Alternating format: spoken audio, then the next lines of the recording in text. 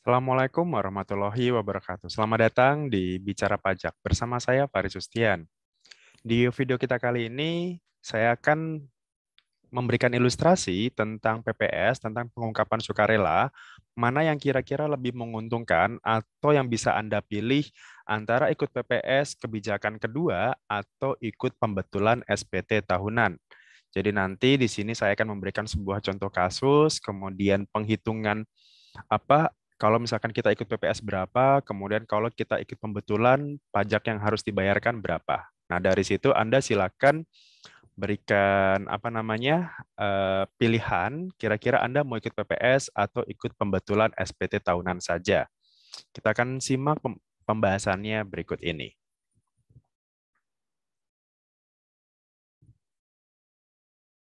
Oke, ini adalah sebuah contoh kasus. Ini kurang lebih contoh sederhananya ya. Jadi mana yang lebih menguntungkan, Anda ikut PPS atau ikut pembetulan SPT tahunan? Khususnya bagi Anda orang pribadi ya, karena kalau PPS yang kebijakan kedua itu kan dikhususkan untuk orang pribadi saja. Wajib pajak badan tidak bisa ikut PPS yang kebijakan kedua ini. Nah, asumsinya misalkan seperti ini. Tuan A memiliki dua buah rumah dan sebuah rekening di Indonesia yang diperoleh selama tahun 2016 sampai dengan tahun 2020. Dua rumah tersebut sudah dilaporkan di SPT tahunan tahun 2020 senilai 3 miliar. Sementara yang satu rekening, yang 1 miliar, nilainya 1 miliar, itu belum dicantumkan dalam SPT tahunan tahun 2020. Adapun pada saat Tuan A ini lapor SPT tahunan tahun 2020, peredaran usahanya sebesar 5 miliar. Gitu. Jadi pada saat dia lapor SPT tahunan tahun pajak 2020, dia mengakui peredaran usahanya sebesar 5 miliar. Nah, kemudian ternyata di tahun 2021, DJP menemukan data dan kemudian menerbitkan SP2DK. SP2DK ini semacam surat imbauan atau surat konfirmasi yang menerbitkan adalah KPP, Kantor Pajak Terdaftar Tuan A tadi. Ternyata ditemukan data bahwa peredaran usaha yang seharusnya oleh Tuan A itu yang belum dilaporkan sepanjang tahun 2020 sebesar 10 miliar.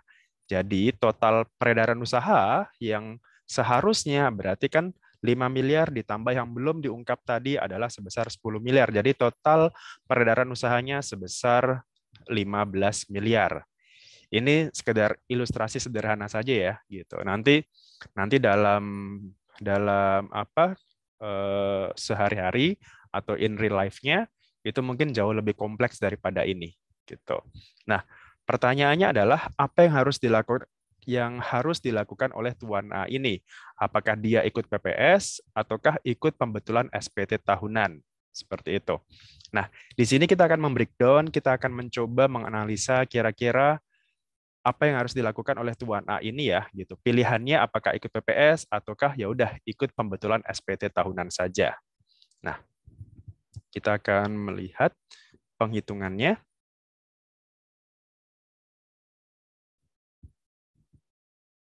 Oke, jadi di sini saya sudah membuat ilustrasi penghitungan kalau dia ikut PPS atau dia ikut pembetulan.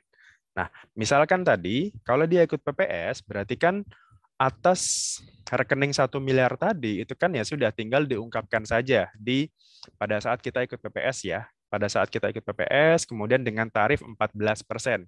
Ini asumsi kalau misalkan Tuan A itu tidak menginvestasikan. Kan kalau untuk kebijakan dua, kalau harta di dalam negeri, itu kan ada dua tarif ya.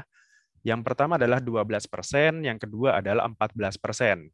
12% itu kalau kita investasikan, sementara kalau tidak kita investasikan, maka tarifnya adalah sebesar 14%.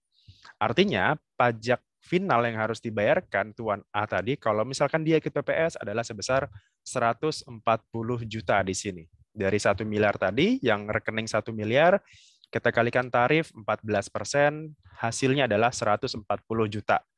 Oke, ini kita kunci yang pilihan pertama dulu di sini. Kemudian kalau misalkan kita pakai penghitungan di SPT-nya.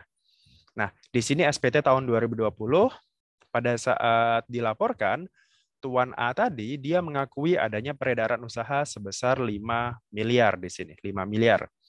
Di sini margin labanya asumsinya ini apa hitung-hitungan kasar aja ya. Ini angkanya bisa sangat bervariatif karena kalau sudah di atas 4,8 miliar itu kan pajaknya dari pembukuan ya. Jadi wajib pajak tersebut orang pribadi harus melakukan pembukuan.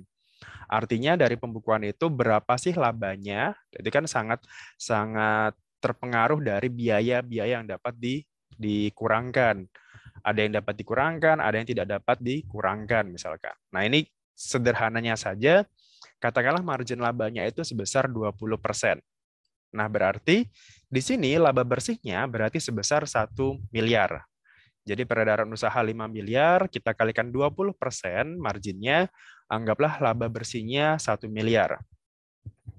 Kemudian setelah itu kita kurangkan dengan PTKP, asumsi pakai PTKP nilai yang tertinggi, K3.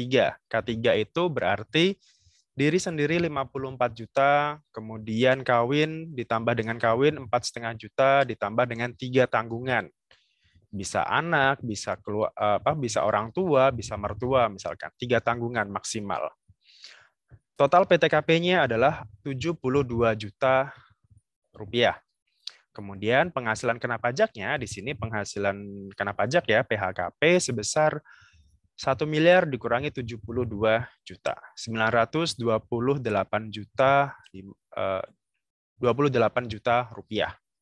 Kemudian dari situ tinggal kita kalikan PPh terutang, ini masih karena ini tahun 2020 ya, artinya dia masih pakai bracket yang sebelum HPP, masih ada 4 lapisan tarif. 5, 15, 25, dan 30%. Lapisan pertama atau bracket pertama maksimalnya itu dikalikan 50 juta. Hasilnya di sini adalah 2.500.000, kemudian bracket kedua itu 200 juta, bracket ketiga itu 250 juta maksimalnya, dan bracket terakhir itu berarti tinggal selisihnya saja. Yang 928 juta ini kita kurangkan 50, dikurangkan 200, dikurangkan 250. Artinya 30% kalikan 428 juta di sini. Oke. Kemudian di sini dari ini semua kita tambahkan, kita sum semuanya.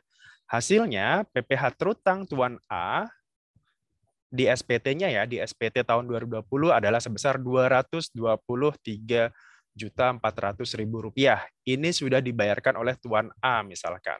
Katakanlah dibayarkannya tepat waktu ya, jadi nggak ada sanksi keterlambatan atau sanksi telat lapor misalkan. Oke, nah kemudian kita masuk ke kalau dia ikut pembetulan. Pembetulan misalkan di sini. Tadi kan temuan dari DJP itu kan sebesar 10 miliar ya di sini temuannya. Temuannya adalah sebesar 10 miliar. Kita asumsikan ceteris paribus di sana di bawahnya sama semua. Peredaran usaha berarti naik menjadi 15 miliar. Margin labanya tetap katakanlah 20%. Laba bersihnya naik dari yang awalnya 1 menjadi 3 miliar di sini. Kemudian PTKP-nya masih sama, 72 juta. Kemudian di sini penghasilan kena pajaknya naik. Dari yang awalnya 928 juta ini naik menjadi 2 miliar 928 juta. Naik 2 miliar berarti di sini. Oke, kemudian dari sini tinggal kita kalikan sama ya. Perkaliannya di sini PPh terutangnya 3 layer di atas ini sama pengkalinya ini, kemudian yang 30% yang bracket terakhir itu tinggal sisanya saja dari ini.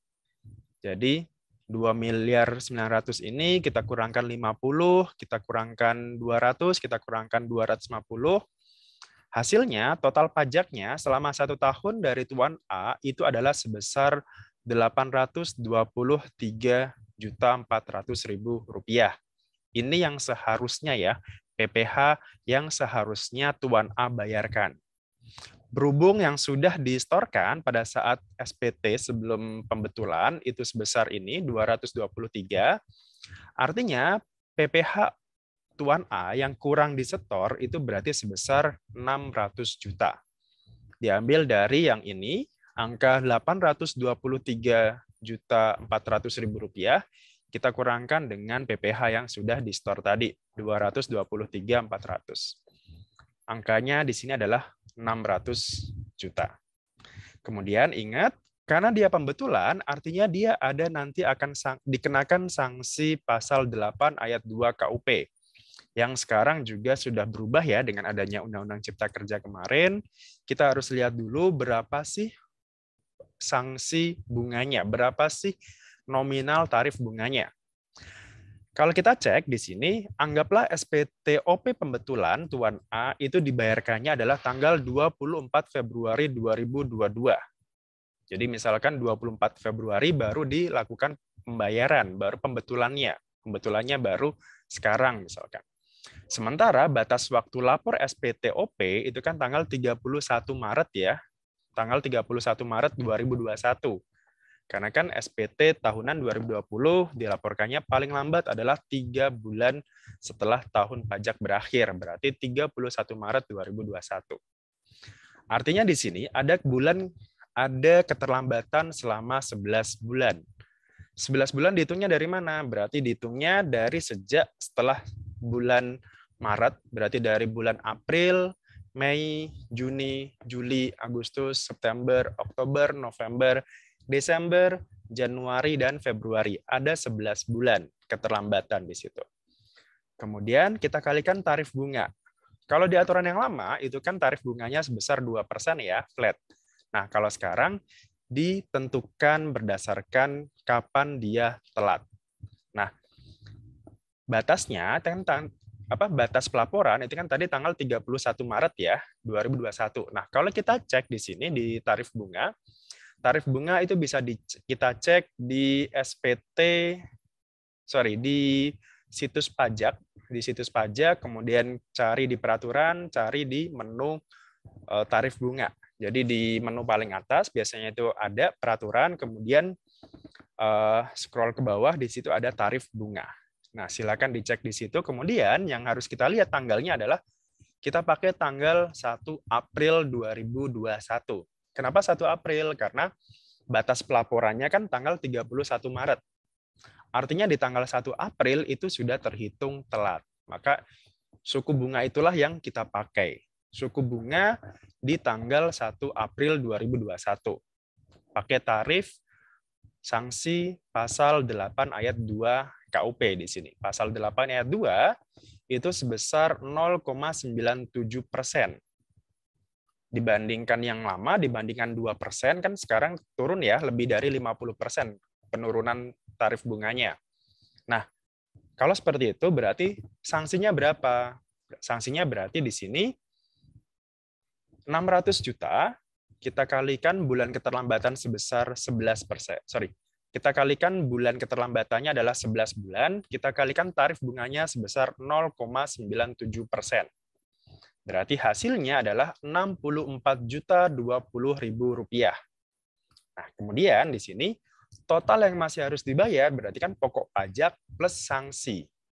Pokok pajaknya 600 juta, sanksinya adalah 64.020.000. Artinya total yang harus dibayarkan sebesar 664.020.000 rupiah. Ini yang harus dibayarkan kalau dia ikut pembetulan plus sanksinya. Kalau Tuan A ikut PPS saja, dia cukup bayar 140 juta di sini. Ada selisih sebesar 500 juta. Yang kalau dia memilih ikut PPS ya dibandingkan dengan pembetulan. Gitu. Jadi kalau dari sini hitung-hitungan kasarnya berarti lebih menguntungkan Tuan A untuk ikut PPS yang kebijakan kedua. Kenapa? Karena kalau sudah ikut PPS ya sudah pembetulannya tidak digunakan, SPT-nya tidak digunakan, dan Tuan A itu tidak akan diperiksa pajaknya untuk tahun pajak 2016 sampai 2020. Artinya selama 5 tahun dia tidak akan diperiksa. Kecuali kalau ternyata Tuan A ini masih ada harta yang lain yang disembunyikan, atau ternyata dia sudah memotong atau memungut pajak tapi belum disetorkan. Itu beda lagi. Tapi kalau kasus yang seperti ini berarti ya sudah, Anda tidak perlu pembetulan, Tuan A ini tidak perlu pembetulan, cukup bayar PPS, dia tidak akan tidak akan dikenakan sanksi dan pokok pajak sebesar ini. Itu ya, itu asumsi yang pertama gitu. Dengan kenaikan tadi omset sebesar 10 miliar. Memang kenaikannya 2 kali lipatnya, kan dari yang awalnya 5 miliar berubah menjadi 10 miliar. Tapi kalau misalkan temuan dari DJP, misalkan dari yang awalnya 5 miliar, temuannya misalkan katakanlah 2 miliar misalkan. Di sini misalkan temuannya 2 miliar, artinya SPT 2020 omsetnya 5 miliar. Kemudian setelah pembetulan, omsetnya berarti berubah menjadi 7 miliar. Temuannya sebesar 2 miliar tadi. Dengan cara yang sama, dengan penghitungan yang sama, misalkan di sini semuanya sama, maka akan diperoleh hasil di sini angkanya. Untuk pokok pajaknya berarti yang masih harus dibayarkan sebesar 120 juta. Angka ini diperoleh dari PPh terutang yang seharusnya itu sebesar ini, 343.400.000 rupiah, kita kurangkan dengan yang sudah dibayarkan, itu selisihnya adalah 120 juta. Kita kurangkan dengan, kita tambahkan dengan sanksinya ya, sanksinya penghitungannya masih sama, hanya pokok pajaknya saja yang berubah. Sanksi administrasinya sebesar 12.804.000 rupiah. Ini sanksinya. Total yang harus dibayar berarti 132.804.000 rupiah. Dibandingkan kalau dia ikut PPS dari yang rekening tadi ya, dari yang rekening 1 miliar ini, dia ternyata bisa hemat 7 juta di sini kalau dia ikut pembetulan gitu. Kalau dia ikut pembetulan. Jadi kalau dia pembetulan saja ya sudah, berarti dia cukup bayarnya di sini 100 totalnya ya, plus sanksinya itu 132 juta. Kalau dia ikut PPS itu 140 juta. Tapi ingat di sini adalah 140 juta ini itu adalah paket tarif yang tinggi, yang tertinggi bagi yang hartanya di dalam negeri. Kalau misalkan ternyata hartanya itu kita investasikan, kan turun ya tarifnya ya, berubah menjadi berubah dari yang awalnya 14%, kalau kita investasikan berubah menjadi 12%. Artinya turun sekarang, jadi 120 juta. Kalau kita bandingkan dengan pembetulan tadi, maka ada selisih di sini sebesar 12 juta. Nah, ini balik lagi ya. Artinya ternyata PPS itu lebih menguntungkan daripada kita pembetulan. Gitu. Jadi banyak variabel yang membuat Anda ini bisa ikut PPS. PPS pun juga bisa silakan pakai tarif yang 12% untuk diinvestasikan. Kalau tidak diinvestasikan, silakan pakai tarif yang 14%. Kemudian setelah itu silakan Anda bandingkan kalau ternyata dapat temuan dari DJP, dapat SP2DK dari DJP.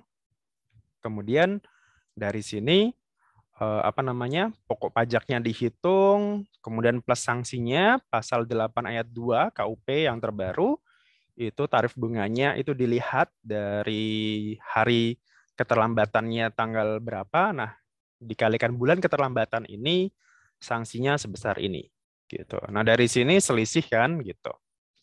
Tapi kalau misalkan ternyata temuannya, misalkan temuan dari DJP-nya katakanlah 1 miliar tambahannya, maka omsetnya berubah dari yang awalnya 5 menjadi 6 miliar. Kalau seperti ini kita cek, di sini kira-kira lebih menguntungkan mana? Ternyata dari sisi keterlambatan, kalau kita ikut pembetulan, kita cukup bayar di sini sebesar 66 juta. Dibandingkan dengan kalau kita ikut PPS sebesar 120 juta. Ada selisih sebesar 53 juta. Seperti itu ya. Jadi cara menganalisa apakah Anda ini layak untuk ikut PPS ataukah cukup pembetulan. Pembetulan itu juga kalau misalkan ternyata DJP sudah menemukan data ya, sudah menemukan data bahwa ternyata pajak yang Anda bayarkan selama ini itu salah misalkan. Ternyata masih kurang. seperti itu. Dan ini pun juga masih dalam ini asumsi harta bersihnya dari yang satu rekening tadi itu nilainya 1 miliar ya. Kalau ternyata lebih kecil dari itu atau ternyata lebih besar daripada 1 miliar ya otomatis variabel ini nanti berubah lagi. Gitu. Tapi ini bisa dipakai sebagai acuan Anda, kira-kira Anda perlu ikut PPS atau tidak di sini. Jadi kalau misalkan ternyata selisihnya ini minus, ya udah berarti Anda sebaiknya pembetulan saja. Tapi kalau ternyata ini hasilnya plus, maka sebaiknya Anda ikut PPS. Seperti itu. Untuk Excel-nya ini nanti silakan dilihat saja seperti ini. Jadi ini sederhana. Ini Excel yang sederhana saja. Masih banyak nanti variabel-variabel dalam menentukan, misalkan di sini ada margin laba, kemudian PTKP, peredaran usaha, dan sebagainya. Semakin kecil margin laba, akan semakin kecil pajak yang dibayarkan. Gitu. Misalkan margin labanya katakanlah hanya 10%, misalkan di sini.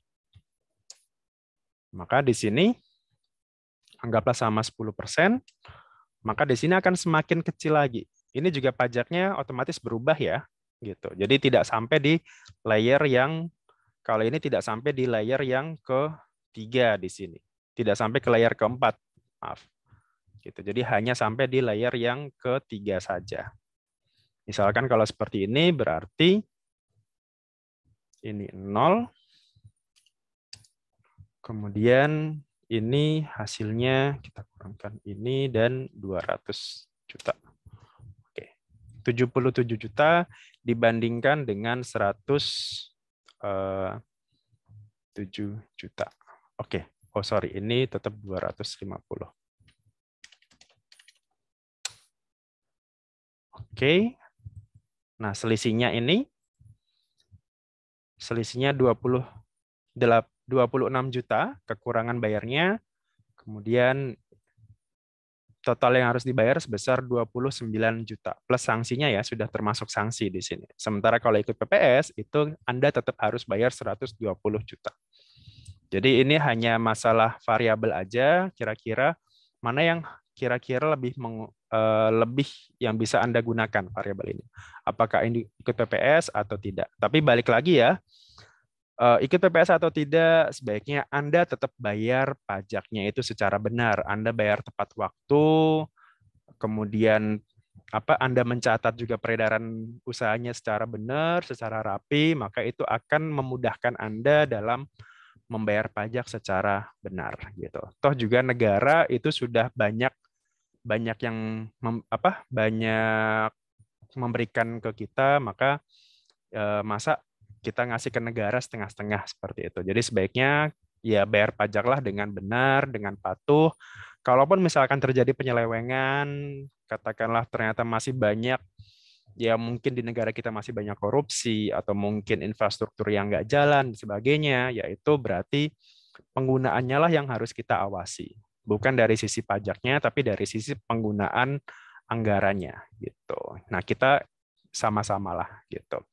Toh dalam masa pandemi ini ya kita semuanya membutuhkan penerimaan pajak ya, seperti itu. Oke, demikian mungkin pembahasan pada video kali ini.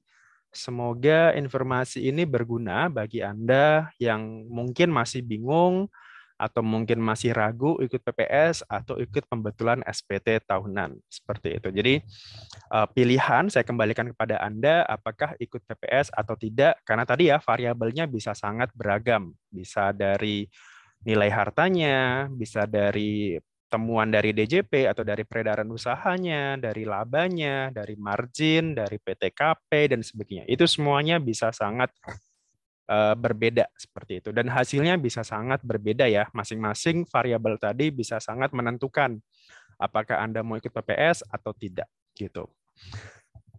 Apabila ada pertanyaan, silakan tinggalkan di kolom komentar. Apabila Anda suka, silakan like video ini. Apabila tidak suka, silakan dislike. Dan silakan share apabila informasi ini berguna bagi Anda. Dari saya, Assalamualaikum warahmatullahi wabarakatuh. Salam.